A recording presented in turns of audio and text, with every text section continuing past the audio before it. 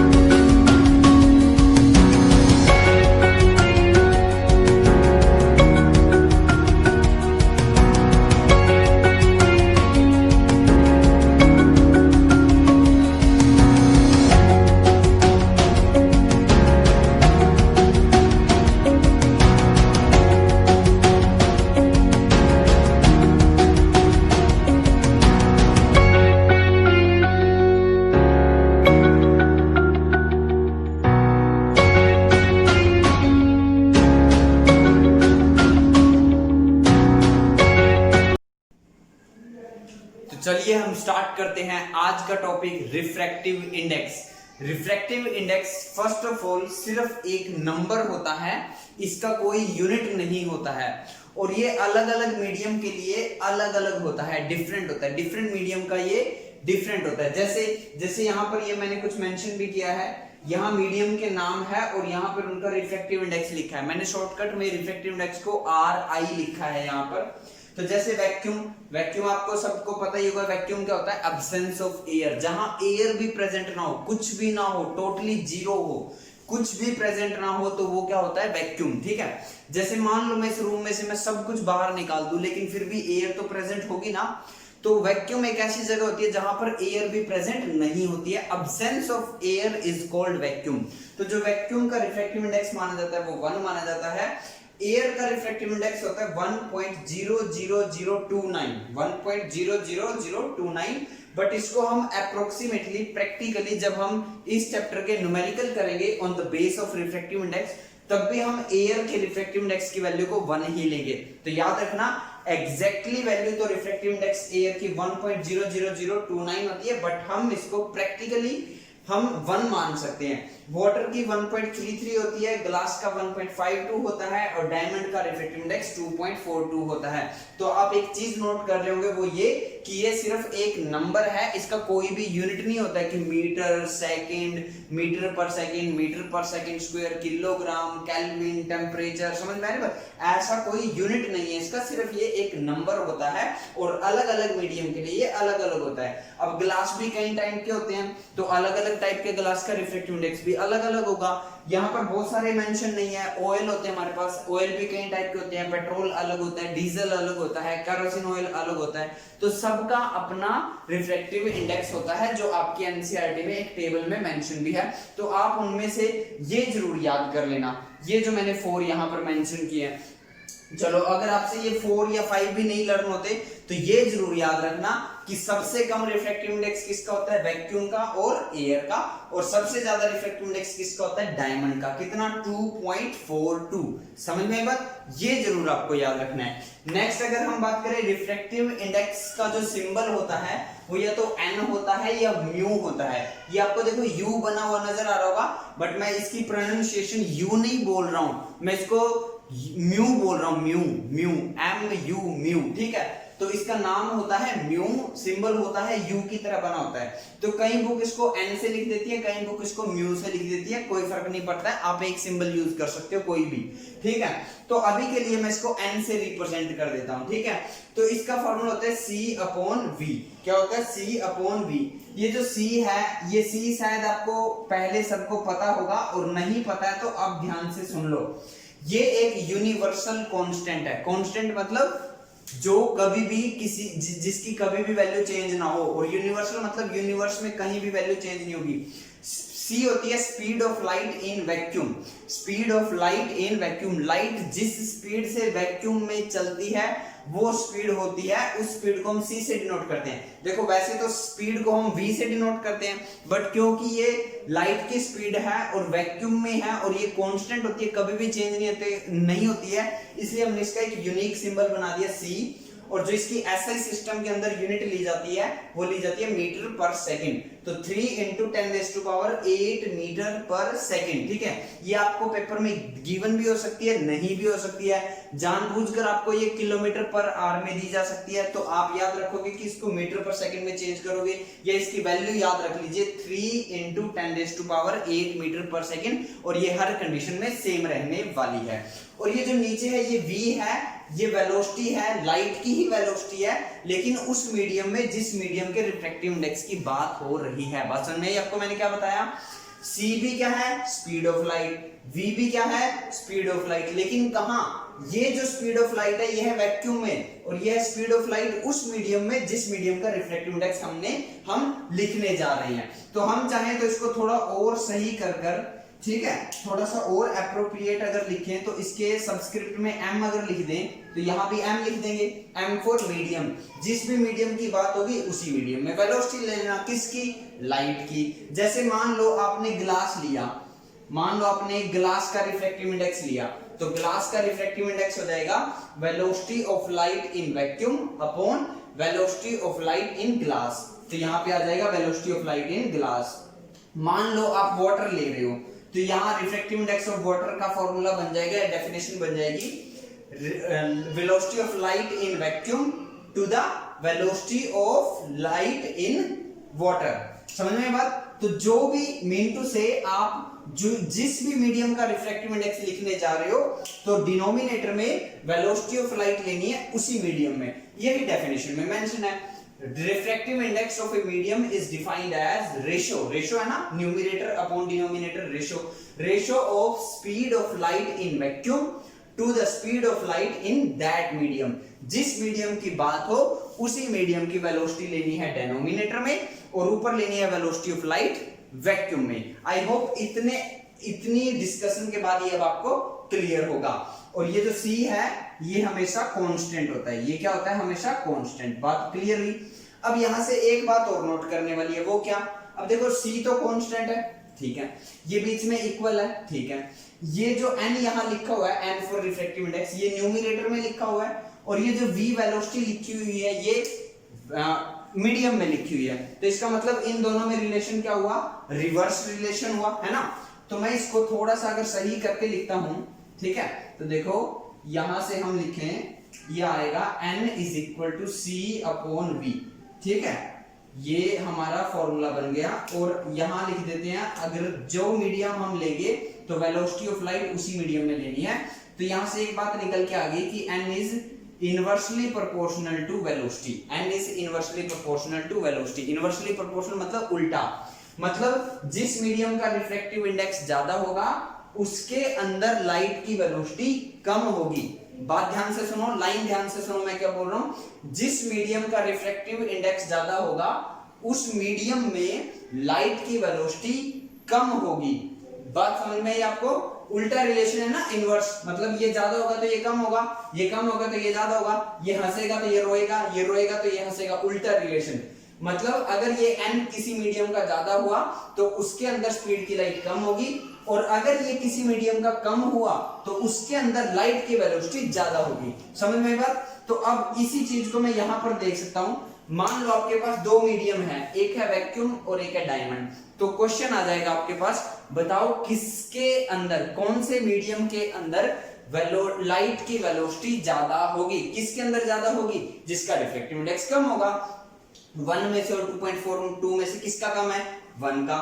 तो वेलोसिटी किस में ज्यादा होगी? वैक्यूम में। और कम किस में होगी? डायमंड में। डायमंड के अंदर से लाइट स्लो चलेगी और वैक्यूम के अंदर से लाइट फास्ट चलेगी। जैसे उसने कह दिया आपके पास दो मीडियम है, ग्लास और वाटर, ठीक है, उनका रिफ्रैक्टिव इंडेक्स आपको गिवन है कि वाटर का है 1.33, ग्लास का है 1.52। बताओ किसके अंदर से लाइट स्लो चलेगी? क्वेश्चन समझ में, क्या चलेगी? स्लो। मे भी वो पूछ सकता था फास्ट किस में से चलेगी, तो स्लो किस में से चलेगी? जिसका रिफ्रैक्टिव इंडेक्स ज्यादा होगा। किसका ज्यादा है? ग्लास का। तो ग्लास में से स्पीड ऑफ लाइट ज्यादा होती है as compare to speed of light in water. बात समझ में? तो बेसिक मीनिंग ये है कि जिस मीडियम का रिफ्रैक्टिव इंडेक्स ज्यादा होता है उसके अंदर लाइट की स्पीड कम होती है, और जिस मीडियम का रिफ्रैक्टिव इंडेक्स कम होता है उसके अंदर लाइट की स्पीड ज्यादा होती है। आई होप इतना आपको क्लियर होगा। नेक्स्ट आ जाते हैं हम कुछ फॉर्मूलेज पे जो इसके न्यूमेरिकल सॉल्व करने में हेल्प करेगा। जैसे एक फॉर्मूला यहां पर मेंशन है, n21 is equal to sine i upon sine r, n2 upon n1 v1 upon v2। ठीक है, ये फॉर्मूला है एंगल्स की टर्म में, आई और आर एंगल होते हैं। ये फॉर्मूला है खुद रिफ्रैक्टिव इंडेक्स की टर्म में, और ये फॉर्मूला है वेलोसिटी की टर्म में। 1 और 2 का मतलब है मीडियम, मीडियम 1 मीडियम 2। जैसे मैंने यहाँ पे लिखा था कि वैक्यूम मीडियम है, एयर मीडियम है, वाटर मीडियम है, ग्लास मीडियम है, डायमंड मीडियम है, केरोसिन ऑयल मीडियम है। अब की बार मैंने यहाँ पे नाम लिख दिया कि मीडियम 1 और मीडियम 2। मीन टू से मैं ऐसे अगर बना देता हूँ, ये ऊपर 1 है और ये ऊपर 2 है, ये ऊपर मीडियम 1 नीचे मीडियम 2, ठीक है, और लाइट जो है वो 1 से 2 में जा रही है, 1 से 2 में जा रही है। बात समझ में आई आपको? किससे जा रही है? 1 से 2 में। तो मैं इसको ऐसे रीड करूंगा, refractive index of medium 2 with respect to medium 1। कैसे रीड करूंगा? Refractive index of medium 2 with respect to medium 1। Read करना जरूरी है क्योंकि आपके पास स्टेटमेंट फॉर्म आएगी, ऐसे नहीं लिखा आएगा। आपके पास लिखा आएगा refractive index of water with respect to glass is this. तो कैसे लिखोगे आप? समझने में बात? तो ये क्या है? Refractive index of medium 2 with respect to medium first. तो इसके फॉर्मूले ये यहां पर मेंशन है। अगर इसी को मैं n12 लिख दूंगा तो ये बन जाएगा साइन r अपॉन साइन आई। सारे फॉर्मूले रिवर्स कर दीजिए, n1 upon n2 and v2 upon v1। और अब की बार लाइट कहां से कहां जा रही है? मीडियम नंबर 2 से मीडियम नंबर 1 में। और इसको मैं कैसे रीड करूंगा? इसको मैं रीड करूंगा refractive index of medium 1 with respect to medium 2, with respect to medium 2। बोलिए, बात समझ में आई आपको? क्लियर? मैंने क्या बताया आपको? रीड करना बहुत जरूरी है। आपको ये पता चल जाएगा कि लाइट कहां से कहां गई है। देखो स्टेटमेंट में लिखा है refractive index of medium 2 with respect to medium 1 is, तो आप समझ जाना लाइट 1 से 2 में जा रही है। पेपर में लिखा है refractive index of medium 1 with respect to medium 2 is this, तो आप समझ जाना लाइट जो है वो सेकंड से 1 में गई है। और ये आपके फॉर्मूले याद रहेंगे। ठीक है, बात समझ में आई आपको? अब जैसे मैं इसको लिख देता हूं यहां पर, ठीक है, मैं कुछ और 1-2 फॉर्मूले और लिखता हूं, शायद आपको और अच्छे से समझ में आएगा। ठीक है, यहां लिखने की कोशिश करते हैं हमने लिखा NWG। क्या लिखा? NWG। तो मैं इसको रीड कैसे करूंगा? तो मैं इसको रीड करूंगा refractive index of water with respect to glass. तो आपके पास पेपर में ऐसे लिखा आएगा refractive index of water with respect to glass is this. तो आप समझ जाना आपको NWG दिया है। तो NWG का फॉर्मूला क्या हो जाएगा? NWG का फॉर्मूला हो जाएगा sine i upon sine r, ठीक है, NW अपॉन NG। और वेलोसिटी के केस में उल्टा, वेलोसिटी ग्लास के अंदर, वेलोसिटी वाटर के अंदर। बात समझ में आई? देखो ध्यान से, एंगल का formula sine i upon sine r, NW upon NG। देखो रिफ्रैक्टिव इंडेक्स ऑफ वाटर ऊपर, रिफ्रैक्टिव इंडेक्स ऑफ ग्लास नीचे, लेकिन वेलोसिटी के केस में उल्टा, वेलोसिटी इन ग्लास ऊपर, वेलोसिटी इन वाटर नीचे। किसकी? लाइट की। बात समझ में आई आपको? और भी हम ले सकते हैं, जैसे मैं और आपको लिख के दिखाऊं, जैसे वाटर का ले लिया विद रिस्पेक्ट टू डायमंड, तो ये बन जाएगा मान लो sine I upon sine R। Next अगर बनाए तो ये बन जाएगा NW अपॉन ND। नेक्स्ट आएगा VD अपॉन VW। बोलिए इतना समझ में आया? तो ये बहुत ज्यादा इंपॉर्टेंट है न्यूमेरिकल पॉइंट ऑफ व्यू से। अगर ये आपको नॉलेज नहीं हुआ तो आपसे न्यूमेरिकल नहीं होगा। नेक्स्ट अगर हम बात करें कि जब लाइट एक मीडियम से दूसरे मीडियम में एंटर करती हैं तो उसकी कौन सी कैरेक्टरिस्टिक्स चेंज हो जाती है और कौन सी सेम रहती है। तो याद रखना, जब मीडियम चेंज होता है तो वेवलेंथ भी चेंज हो जाती है, स्पीड भी चेंज हो जाती है, बट फ्रीक्वेंसी हमेशा सेम रहती है। ये तीनों वर्ड क्या क्या, वेवलेंथ, स्पीड और फ्रीक्वेंसी, ये अभी टाइम नहीं है समझाने का, मैं नेक्स्ट कभी आपको जरूर समझाऊंगा। स्पीड आप समझते होंगे, speed of light, speed of light तो चेंज होगी, एयर में चल रही थी ग्लास में आई तो कम हो जाएगी, है ना। वाटर में चल रही थी एकदम से ग्लास आ गया तो स्पीड कम हो जाएगी, या पहले ग्लास में चल रही थी फिर वाटर में गई तो स्पीड इंक्रीज होगी, तो स्पीड तो चेंज होगी, वेवलेंथ भी चेंज होती है, बट जो फ्रीक्वेंसी है वो सेम रहती है। तो ये 1 मार्क्स क्वेश्चन बन सकता है कि कौन सी कैरेक्टरिस्टिक स्पीड ऑफ लाइट की चेंज, सॉरी कौन सी कैरेक्टरिस्टिक लाइट की चेंज नहीं होती व्हेन मीडियम चेंजेस। तो कौन सी चेंज नहीं होती? फ्रीक्वेंसी, बाकी सब चेंज हो जाती है। नेक्स्ट जो एक बात आप याद रखना, ये क्या है, इसको रीड करो। कैसे करोगे? आप खुद रीड करने की कोशिश करो वीडियो को पॉज करके। इसको पढ़ूंगा मैं, refractive index of medium 1 with respect to medium 2 is inversely proportional to refractive index of medium 2 with respect to medium 1। उल्टा होता है, N12 is equal to N21। हम चाहे तो इसको ग्लास और वाटर के टर्म में लिख सकते हैं कि ग्लास और वाटर के, इसको मैं ऐसे लिख सकता हूं। तो देखो मैं इसको कैसे रीड करूंगा, इसको कैसे रीड करूंगा, refractive index of glass with respect to water. ये क्या है? Refractive index of water with respect to glass, दोनों एक दूसरे के रिवर्स होते हैं। मतलब अगर refractive index of glass with respect to water की वैल्यू 2 है ना, तो refractive index of water with respect to glass की वैल्यू 1/2 होगी, रिवर्स होगी। एक चीज और याद रखना, अगर आपको 3 मीडियम लगातार गिवन है, जैसे मान लो पहला मीडियम x है, दूसरा मीडियम y है, तीसरा मीडियम z है, ठीक है। ये यहां पर मैं थोड़ा सा बनाने की कोशिश करता हूं, ठीक है। ये 3 मीडियम आपको गिवन है, ये है x, ये है y, ये है z, ठीक है। तो इसको रीड करूंगा, refractive index of x with respect to y multiply refractive index of y with respect to z multiply refractive index of z with respect to x। इन सब की मल्टीप्लाई किसके इक्वल आती है? 1 के। ये बहुत इंपॉर्टेंट है। अभी लास्ट ईयर जो 2019 में जो एग्जाम हुआ था साइंस का, उसमें इस पे बेस्ड क्वेश्चन आया था। तो ये बहुत इंपॉर्टेंट फॉर्मूले है जो मैंने आपको बताई। अब सबसे इंपॉर्टेंट बात पर आ जाता हूं जो बच्चों को समझने में कंफ्यूजन होती है। जब भी रिफ्लेक्शन की बात होगी, 2 मीडियम की बात होगी कि लाइट इससे इसमें चली गई, वाटर से ग्लास में चली गई, ग्लास से वाटर में चली गई, एयर से ग्लास में चली गई, एयर से वाटर में चली गई, एयर से डायमंड में गई, डायमंड से केरोसिन ऑयल में गई। जब भी बात होगी 2 मीडियम की बात होगी, ठीक है, बात होगी। अब आपको गिवन कैसे होगा? आपको ऐसे गिवन होगा कि refractive index of glass with respect to air is this. बात सुनिए, मेरी स्टेटमेंट ध्यान से सुनिए। वो क्या कहेगा? Refractive index of glass with respect to air is, कि रिफ्रैक्टिव इंडेक्स ग्लास का एयर के कंपैरिजन में इतना है। तो वो जो वैल्यू गिवन होगी वो एब्सोल्यूट रिफ्रैक्टिव इंडेक्स होगा या नहीं होगा, वो कैसे पता चलेगा? तो याद रखना, जब भी अगर 2 मीडियम में से एक मीडियम एयर या फिर वैक्यूम है, 2 मीडियम में से एक मीडियम एयर या वैक्यूम है, तो जो गिवन वैल्यू होगी वो एब्सोल्यूट वैल्यू होगी रिफ्रैक्टिव इंडेक्स की और उस मीडियम की, ठीक है। देखो मैं बताता हूं कैसे। जैसे पेपर में लिखा आएगा refractive index of glass with respect to air is 1.52। तो ये जो 1.52 है ना, ये ग्लास का ही रिफ्रैक्टिव इंडेक्स है, एब्सोल्यूट रिफ्रैक्टिव इंडेक्स है। क्यों? क्योंकि जो एयर के रिफ्रैक्टिव इंडेक्स की वैल्यू होती है वो 1 होती है, ठीक है। और देखो मैं इसको कैसे लिखूंगा, refractive index of glass with respect to air, मैं इसको लिखूंगा Ng अपॉन Na, और Ng की वैल्यू है 1.52, Na की वैल्यू है 1, कैंसिल होके क्या आ गया? 1.52। तो ये जो glass with respect to air 1.52 है, ये एक्चुअली में Ng की ही वैल्यू है। आप पीछे एयर लिखो या ना लिखो कोई फर्क नहीं पड़ता, क्योंकि एयर का रिफ्रैक्टिव इंडेक्स 1 होता है। बात समझ आई आपको? अब जैसे पेपर में लिखा आया कि refractive index of glass with respect to water is 1.83। मैं एग्जांपल ले रहा हूं, गलत या ठीक मत जाना, भी समझना है। पेपर में लिखा है refractive index of glass with respect to water is 1.83। तो क्या ये 1.83 ग्लास का रिफ्रैक्टिव इंडेक्स है? क्या ये 1.83 वाटर का रिफ्रैक्टिव इंडेक्स है? आप नहीं बता सकते।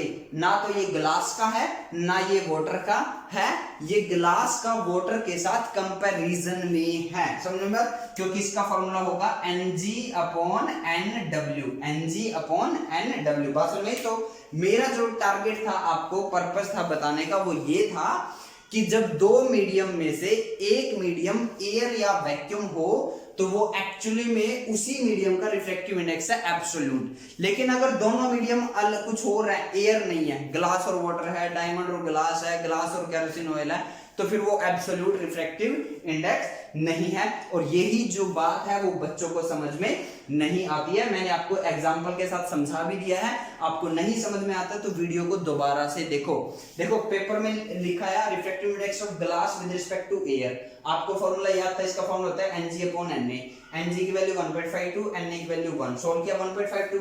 देखो दो बातें होगी, glass with respect to air की वैल्यू 1.52 और ग्लास की भी 1.52। तो वो आपको कंफ्यूज करने के लिए उसने एब्सोल्यूट रिफ्रैक्टिव इंडेक्स ही आपको दे रखा है। लेकिन अगर पेपर में आता है glass with respect to air is this, तो ना तो वो ग्लास का है ना वो वाटर का है, वो ग्लास का वाटर के साथ कंपैरिजन में है। आई होप आपको क्लियर होगा। जल्दी से वीडियो को पॉज करो, स्क्रीनशॉट लो, कॉपी में नोट करो। Thank you.